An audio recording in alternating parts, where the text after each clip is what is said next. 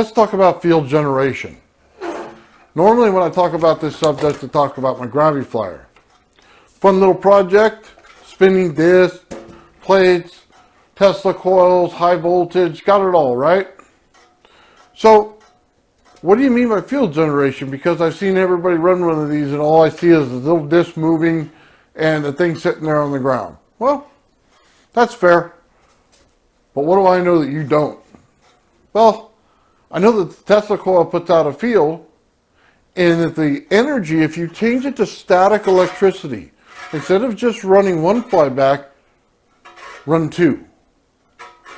What happens?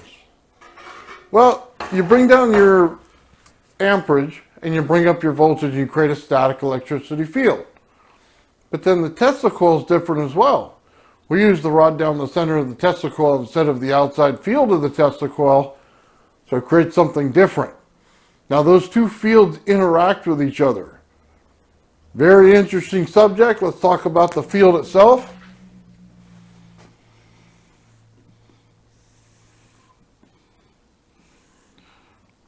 There you go, there's my representation of my gravity flyer. Now, if I took this Tesla coil right here,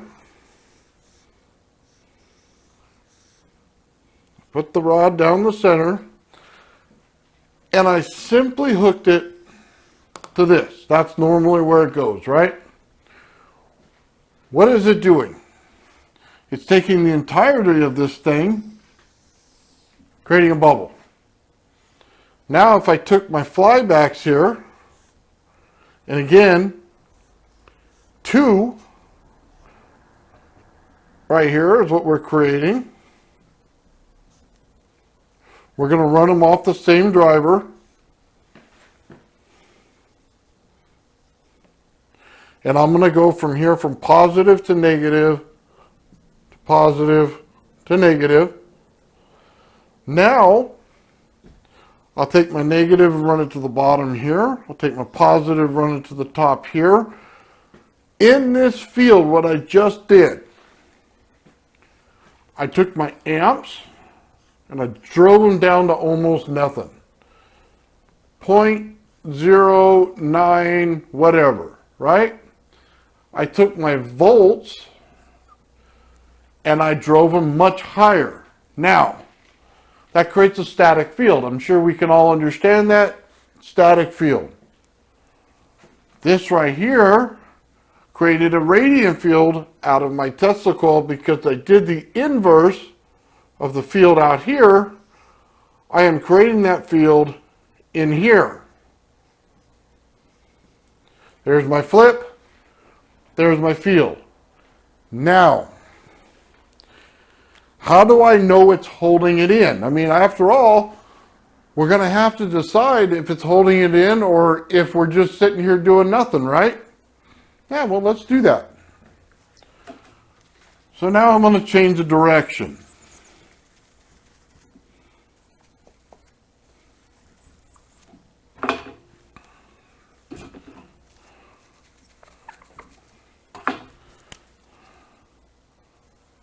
I am now going to take this positive, put it right on my plate. I'm going to run this wire all the way through. I'm going to take this one here and this one here. Now I'm running it opposite, right? What do I get now? Now I get my static field here.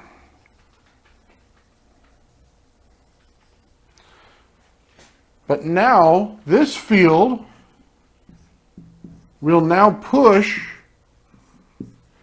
that field out. You see, when you switch it, you know what you're doing. Before, we were holding that static field in. Now, I can push it out. So, when I turn the amount of energy here up, this field now pushes this static field out here more. It's funny, you can hear it in the background like computer goes off. It's like doo-doo, doo-doo, doo-doo, all day, right? Why? Because I'm manipulating this field in order to push it. but it's the interaction between the two fields, not one, but both of them, that creates this. You see, this one created that field in here in order to push this one out. Now, if we flipped it back, you would have the inverse to be true in the fact that the field would be out here holding it and pushing the static field in. It just builds out that way. So when you build fields, you're going to have to understand this concept. Now, does it work in a magnetic field? So the difference between a magnetic field and a static field is very simple. It's the level of amps that you put into your device. The more amps you put in there, the more magnetic it gets. The less amps that you put in there, the more static that it gets. In this case, we know that the static field and the field coming from the center of our Tesla coil work to hold each other in. Or should I say the Tesla coil is doing the holding in or pushing out based on what it is. This is a temperature differential.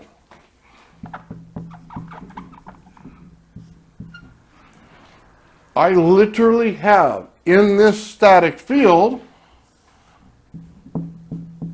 my hot, in the Tesla coil field I have cold. Now, I'm using the hot and the cold in order to hold a field in. I said, well, how do you know that? That's not real life. How do you know it? Well, most of you, it's cold outside.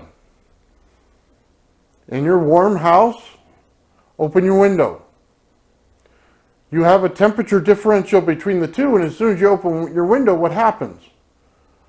You create essentially a vacuum that pulls all the cold energy in, right? So you know that the hot energy holds out the cold energy, right? But it's also true when you start dealing with this. When you start dealing with energy fields, if you understand the hot and the cold and which system holds out one or the other, then it starts to make sense. You're building fields based on the temperature, but you're also doing it by the energy inside of the field that you're creating. So this rod down the center of Tesla coil, completely different energy than the outside. They're both radiant fields, but this one's in negative and this one's in positive. Now, let's understand this a little bit better. The field, when you create that centered out Tesla coil right here,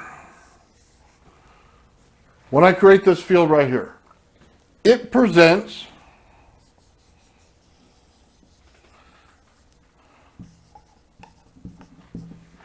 as a gas. Now, am I telling you it's a gas? No, I'm not. I'm telling you it's electricity presenting itself as gas. Meaning, when I look at it, it feels like it's filling up the room in a gaseous state. So, if you had gas in your room, it'd fill in here, and then all your air would present around it like that. We all understand that. We've all eaten burritos and had the side effects, so we can understand that. There's pockets of it everywhere, and you walk into it and you want to lose your lunch. It presents as gas. So what does that mean? That means if I want to capture it in a coil, right there, I know that I'm playing with saturation. I'm playing with saturation of this field. Now, I have a saturated field. If I can direct that energy now, and I want to use the shape of the coil to now direct it in the same way I direct fields. So on one side I have this. On the opposite side, I have this.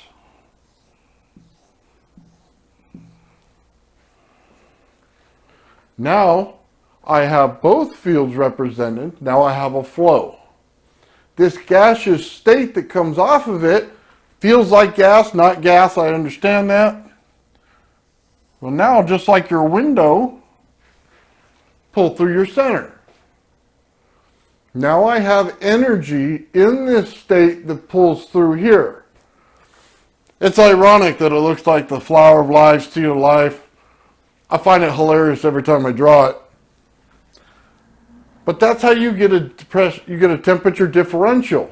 Now, because of the way this energy feels, like I said, it's important to understand that it feels like a gas. When you take a gas and you open a vacuum, the gas sucks into the vacuum. Now, because you know it's energy, now you're pulling that energy right back onto that coil. This here is now pulling that energy. If you want to say electrons, that's fine. All over this. Because I created a temperature differential in two fields that dealt in temperature themselves, now I create more energy. It goes right in here. The point in which it goes in here is compressed. It's no longer the opening size. It is the size in here. I am compressing it through there. You go, wow. Just by knowing what energy we have, we can now compress that energy in there. Compressed energy is what we want. That's our 0 point, right here, 0. Now, when I say 0 point, I'm talking about a field energy that we can put into a coil. I am not necessarily talking about the Earth. If I was, it'd be a coil, there'd be a complete null zone right here at your 0 point, and then the energy flows through. It's a bit of a different definition because it's built differently. However, we're building it in one coil. Now, because I'm dealing in one coil, and you see the coil here, we see that we drew it out like this.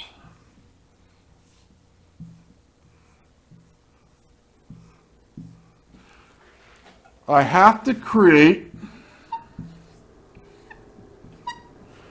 180 degrees out of phase on both of these coils. That's why the rodent coil is built the way it is, with crossing fields. Now, we understand it a little better.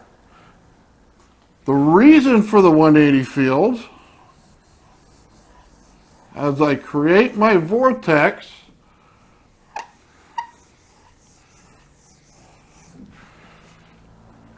I need my vortex to be created in this way. Push the energy through, and it now has to expel.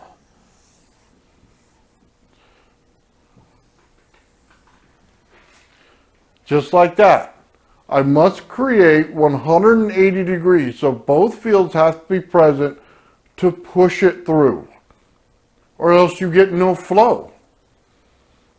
You just don't get the flow. How can I pick up energy without the flow? Has to be 180 degrees out of phase in order to do it.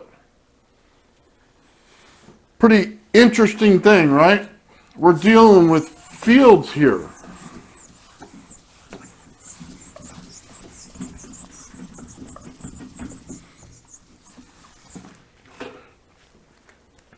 So if I go back to this little gravity flyer, it's interesting. I already told you it's like a gaseous state, right?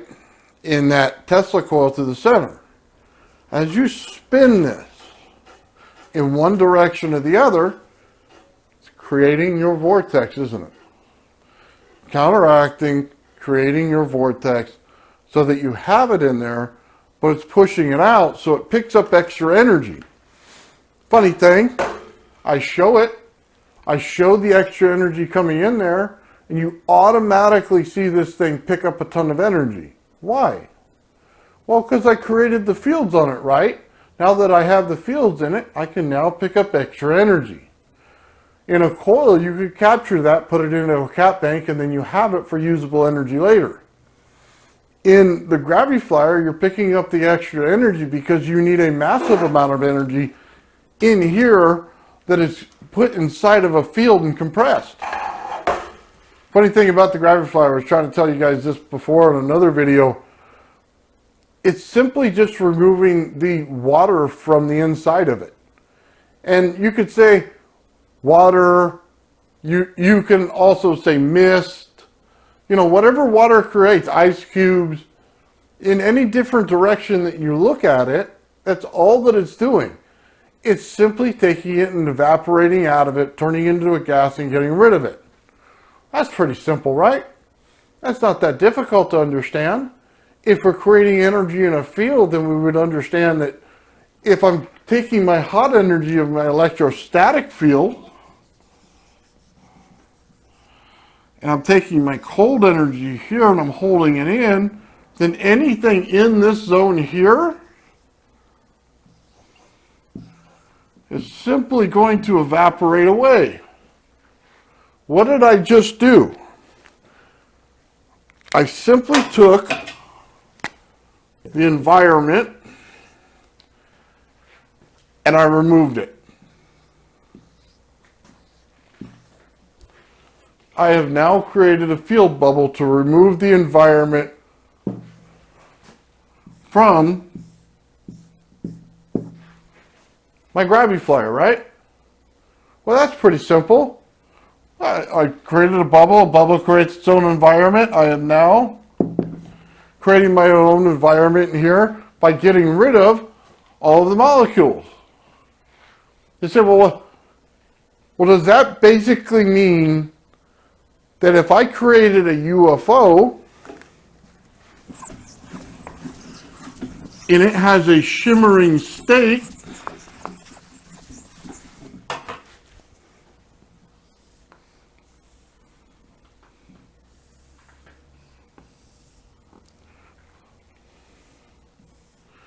what did I do? Created field energy, and in between that energy, I have right here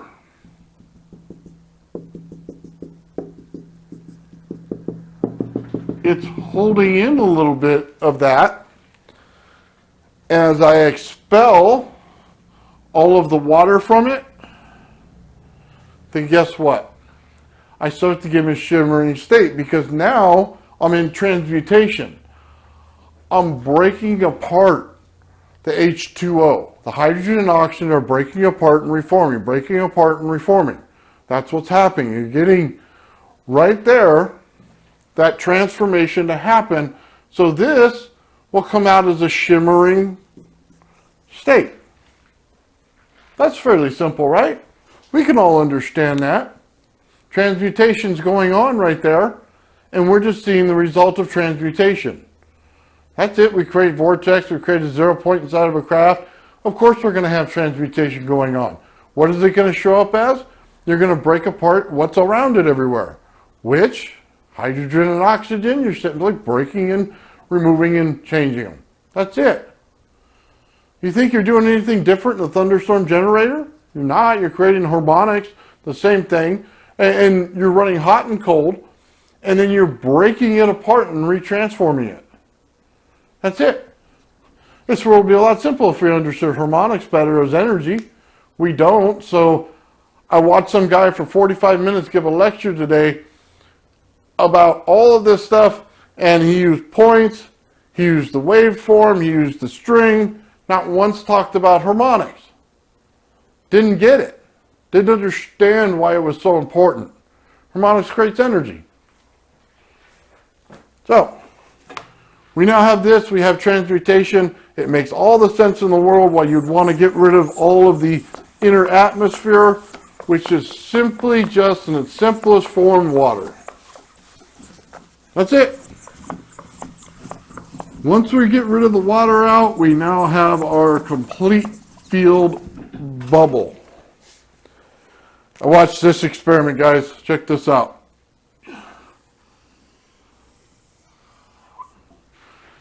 We have this right here, it's a tape roll. Your motors. You're trying to create static in there, right? You want a static field. Now,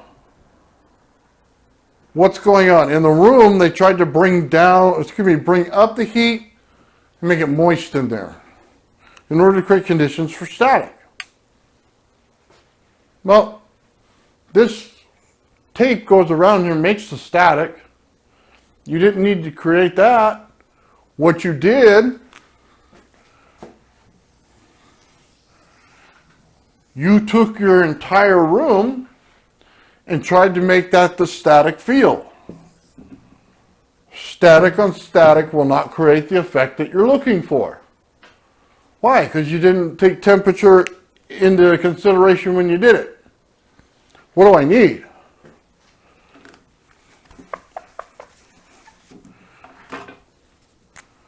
If I know this is my static field and this is my heat, I know that I need cold out here in order to make the field. You see,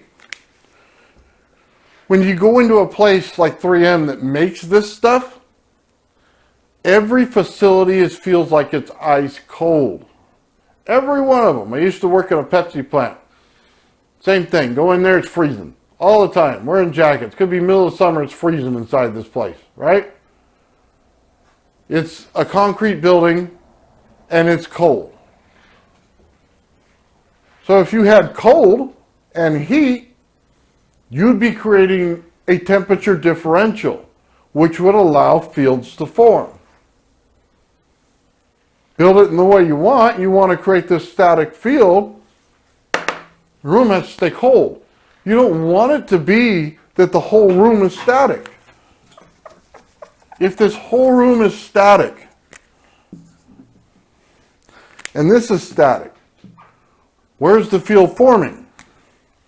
I don't know, where's the door? Right there. That's what's forming. Because on this side of it over here is your cold. You can be inside here and you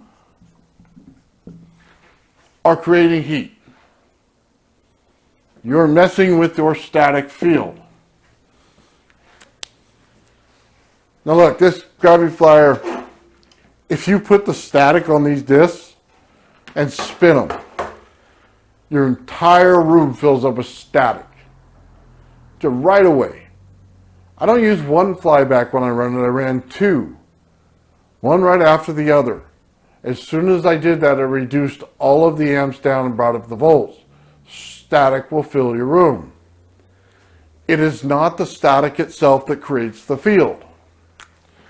It is the difference between the static and the cold that creates your field. That's what you're looking for. That right there is your boundary.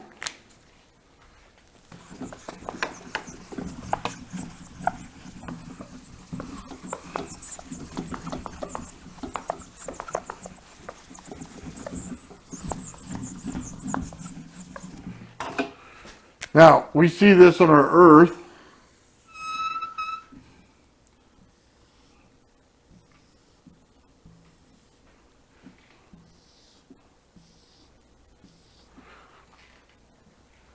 Right here. This is your Van Allen belt. We created two fields. Right here is my hot. Here's my coal. It goes hot again. Cold, hot. Inside we have radiation that will not leave in our Van Allen belt, right? Because we created the conditions out here. What does that also mean? Inside the Earth, again, you're going to have the same fields. They're going to build out the same way. It's pretty interesting. It all makes sense once you put it together. You keep putting them in different boxes, they're never going to make any sense to you. Once you've created it and seen it, pretty much takes the mystery away. You don't need to really look at anything else. You know what you're doing. So when we build these fields inside of our Earth, it asks a pretty interesting question. If we know this is going here, and we know we have these fields coming out here, is the center actually cold? It's an interesting question, isn't it? We know that we're getting from the cold from space is going through here and back out here. So would it make more sense that this is cold? Now, as it builds out energy in the center,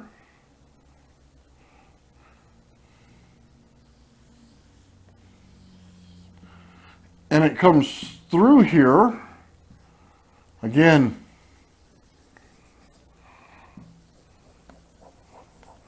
we're vortexing, and it comes through here, we're going to have a secondary.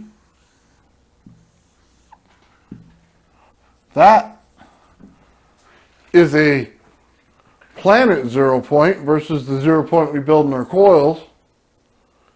Now, by the way, this is the butterfly. Sorry, I draw a bad butterfly. Just like that, you see in all your stuff. Now it probably comes out a little better than that. That's probably the wrong way to draw that. That's probably not any better.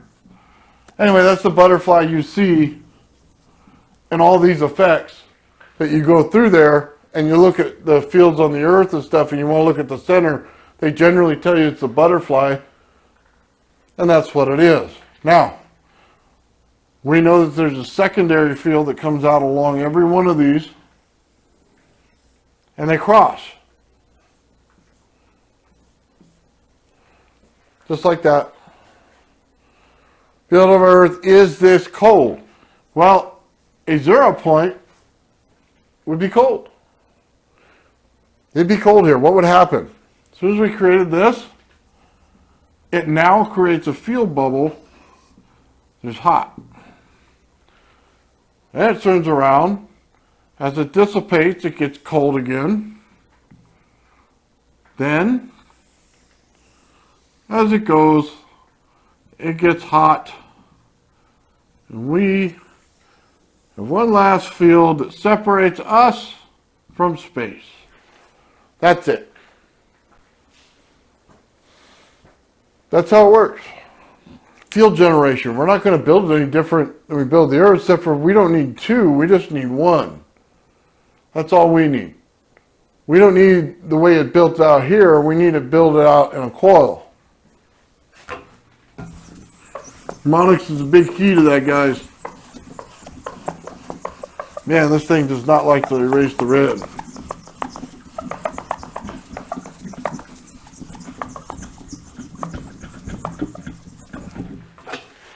It all starts with that simple understanding.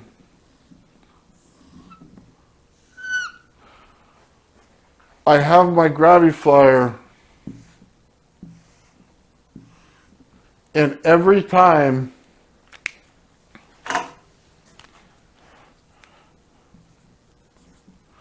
if I want to build out my static field,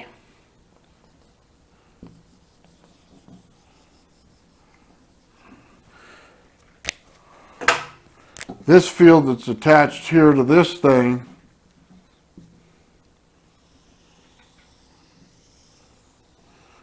will build out my Tesla coil field right there to hold it in. That's pretty simple. It's an easy understanding of field. It doesn't have to be any more complicated than that, guys. It really doesn't. Field theory is interesting, but it's easily explainable and it's easily done. When the center of this holds in more energy after it's unplugged for several minutes, guess what? You have energy buildup in here. You created it correctly. You created your fields correctly. When Alexi's device is in the air, what, 60 seconds, 30 seconds, 40 seconds, a minute, longer than it should be, he's telling you he built a field in there. He correctly understood to get rid of all the water in order to create the field on the outside. That's it. That field is so important in all of this. If you don't talk about the field when you talk about any kind of anti-gravity, you don't have it. You have to have the field. If you want to create anti-gravity, you must first remove the environment that you're in. Once you remove the environment that you're in, you will now be in buoyancy because you're surrounded by that environment. Now, I don't care if you look at, well, there's water in the earth. Then we go to like a mist in our atmosphere that we're looking at now. When you get to space, it's almost gone, but is there still water there? Yeah, there is. If you can build something like a barnacle on the outside of the space station, guess what? You got air, you got water. It's just the amount of density that you're looking at. Why does a UFO go through water like it goes through air, like it goes through space?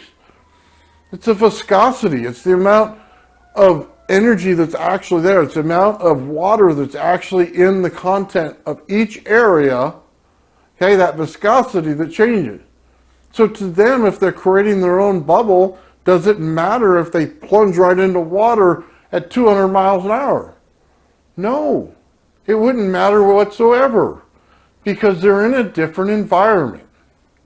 So as you're in a different environment, it also removes inertia. You wouldn't feel any inertia whatsoever. You say, well, that doesn't make sense. If I created a bubble that was in the ocean and then it came up, but it continued to keep its bubble form, what would happen? Well, it would go right through the air and go right up to the sky. If it kept its bubble form going out of that and into space, guess what? It'd keep moving. Problem is, we get to the water, it pops. We don't see the same effect. We haven't created the bubble that goes all the way through. A field will do that for you. That's how you build it out. That's why they work in that manner. To them, they see no difference between the water and they see the actual air in our atmosphere. They created their own bubble. They removed the inertia by creating the field. It's easy to do if you understand which field you're creating. Now, can you magnify these and make them even better? Yeah. But it's going to start with a simple understanding of building the field first. I guarantee you, when you start messing with the energy that comes out of the center of your testicle, not the outside, not the radiant field on the outside, putting the rod down the center, it'll completely change your understanding of the energy it's producing. It is different. It is completely different than what you think it is. If you think it's the same field, you're wrong. You're 100% wrong. You're double, 3 times, 4 times as wrong as you were the first time you said it. It's wrong. It is 100% different than what you think it is. It is not a static field. It is not an electromagnetic field. It is the inverse of it. And because of that, it changes your understanding of the field dynamics that you're playing with. It is the missing piece we've been looking for forever in field dynamics. Static, can that be changed over to magnetic? Yeah, it possibly could. You're going to have to understand the balance in the fields and why it's working first. First thing you do is just create exactly what I did. Create your gravity flyer and run it and put it in static. Not in magnetic, put it in static. Then find out what it does.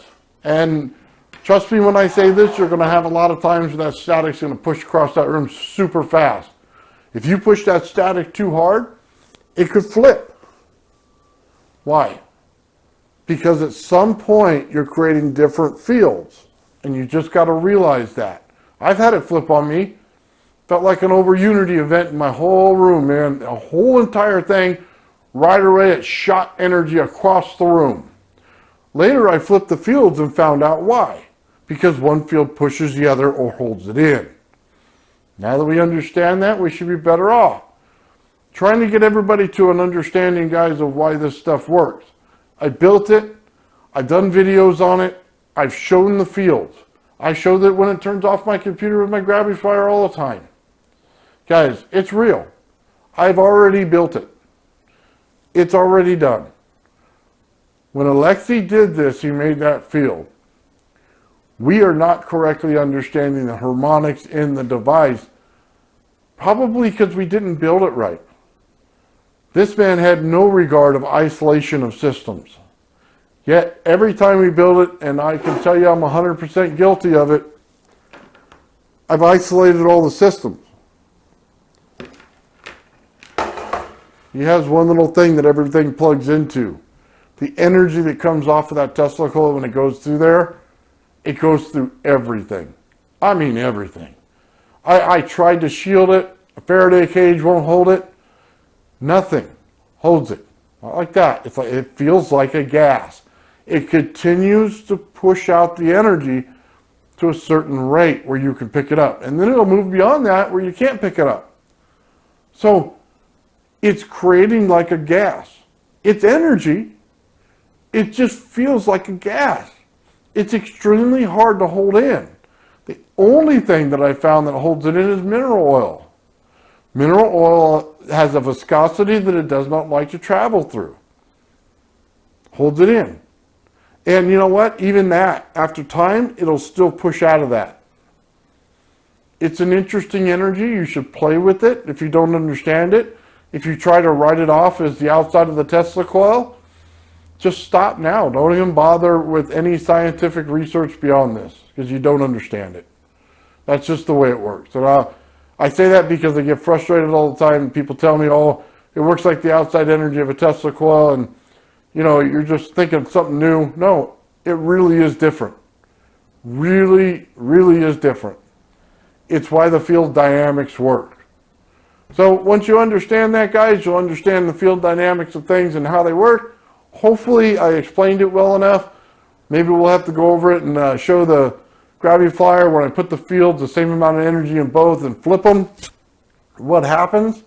And you'll just see my computer changing, turning on and off Google and saying it's got new USB devices and stuff like that because the energy is getting right in that transistor and it's being able to saturate the field in it. So it takes that switch that's in it and turns it on and off and plays with you. It's hilarious to think about, right? Remember that UFO went over to that nuclear facility and was turning things on and off? Kind of makes you wonder, doesn't it? You didn't have anything out there to stop that field. So it came right in and it messed with every bit of your electronics. Fairly interesting, isn't it? How everything starts to line up when you start to really build this stuff and you see what the energy is they use to do it. Now it all makes sense. Anyway, with that said, guys, I hope you have a great day and hopefully you understood what I was trying to tell you today. Thank you. Before we get out of here, I just want to let you guys know that I offer memberships on my channel now. It's a really cool thing. I do behind the scenes stuff. I give you more information. I also put things out early on it. All of my Fringe Think Tank Star Trek episodes will be on there. I just put out another one, a number 7 episode. Also, you're going to get emojis on there that you can use in the live chats. They're pretty cool. And as we grow our membership, I'll be able to put more emojis out there. Just a fun way to liven up the chat a little bit. Don't forget to like, share, subscribe, and comment. And have yourself a great day. Thank you very much.